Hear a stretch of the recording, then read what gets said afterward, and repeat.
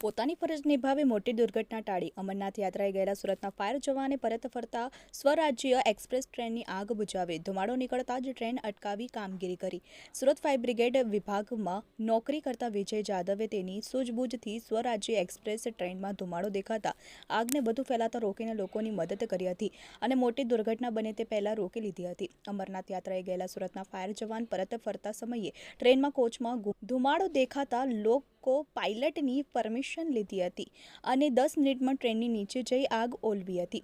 જાણવા મળેલી માહિતી મુજબ ડભોલી ફાયર બ્રિગેડના માર્શલ તરીકે નોકરી કરતા વિજય જાદવ અમરનાથ દર્શને ગયા હતા।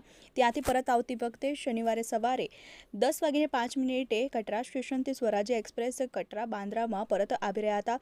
તે સમયે જમ્મુ તવી પઠાનકોટની વચ્ચે બપોરે 1:30 B2 નંબરના એસી કોચમાંથી ધુમાડો દેખાતા યાત્રીઓ ગભરાઈ ગયા હતા। આ અંગે લોકો પાયલટને જાણ કરતા ટ્રેન રોકાઈ ગઈ હતી અને લોકો પાયલટ સહિતનો સ્ટાફ ત્યાં દોડી આવ્યો હતો।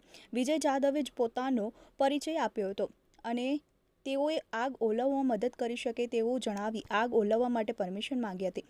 પરમિશન મળ્યા બાદ વિજય કોચની નીચે ફાયર એક્સટિંગ્યુશન લઈ ગયા હતા અને જ્યાંથી શોર્ટ સર્કિટના લીધે ધુમાડો આવતો હતો ત્યાં આગ ઓલવી નાખી હતી।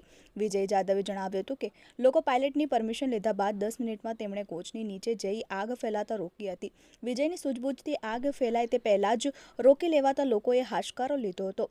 વિજય જાદવે જણાવ્યું હતું કે હું સુરતના ડભોલી ફાયર સ્ટેશનના માર્શલ તરીકે ફરજ બજાવું છું અને સાત મિત્રો અમરનાથ અને વૈષ્ણવ દેવીના દર્શન કરવા ગયા હતા। દર્શન કરીને શનિવારે સવારે સુરત આવવા માટે કટરાથી બાંદ્રા સુધી જતી સ્વરાજ એક્સપ્રેસથી B2 કમ્પાર્ટમેન્ટમાં બેઠા હતા। ત્યારે કઠુઆ સ્ટેશન પસાર થયા પછી B2 કમ્પાર્ટમેન્ટમાં દરવાજા નીચેથી ધુમાડો નીકળવા લાગ્યો હતો। ટ્રેનમાં લાગેલા સેન્સરથી લોકો પાયલટને જાણ થતાં ટ્રેન ઊભી રાખી હતી। હું ત્યાં જ હતો, જોયું અને ટ્રેનની નીચેથી ધુમાડો નીકળી રહ્યો હતો। ચેતનજી બુંદેલા, TV18 ન્યૂઝ, સુરત।